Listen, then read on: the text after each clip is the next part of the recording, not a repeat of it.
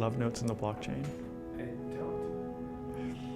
Very shortly after Zcash launched, about a year ago, after the blockchain launched, a young woman of my acquaintance said she had received a Zcash payment of a tiny amount. And in the encrypted memo field, there was a document. It was tickets to an event that she and her boyfriend had been talking about going to. So it was an encrypted love note in the blockchain. And that actually exists. Now, I've never seen it. I take her word for it. Only the sender and the receiver can see it, but it's in the Zcash blockchain. It's beautiful. Encrypted love notes in the blockchain.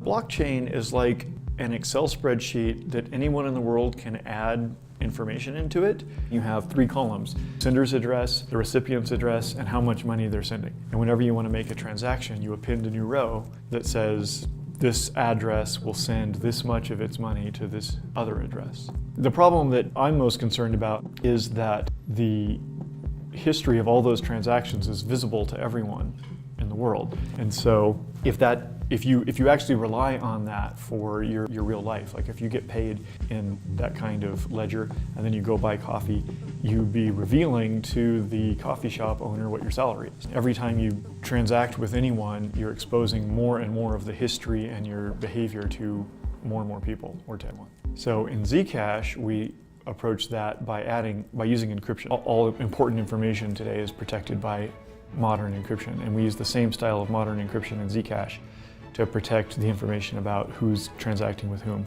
and what they're doing. We can prove to everyone that a certain transaction moves money that was correctly, legitimately owned by the owner, wasn't fraudulent. And we can prove that without revealing what's underneath the encryption. So it proves a fact about encrypted data without opening the encryption. And so the only reason we need zero-knowledge proofs in Zcash is to allow us to have encryption and also to have a ledger filled with only valid transactions.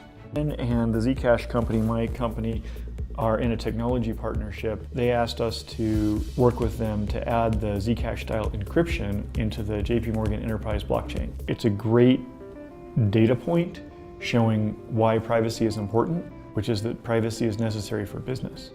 Because JP Morgan and the other makers of enterprise blockchains are trying to make a technology that is fitting for various enterprise use cases.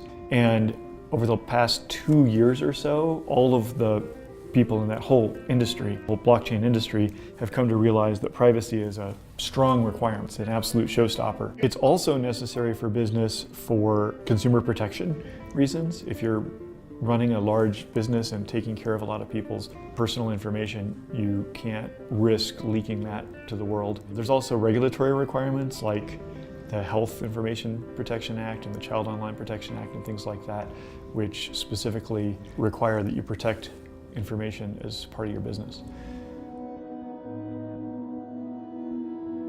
Zuko is a longtime cypherpunk, which is sort of a term that encompasses somebody who's part activist, part coder. They be pretty libertarian in their views and have really, really strong respect for privacy, and they try to bake these into the technologies they build. If you spend even a little bit of time with Zuko, as I had the pleasure of doing this fall for writing the story, it becomes clear that he's not motivated by material gain. He's definitely more of an idealist.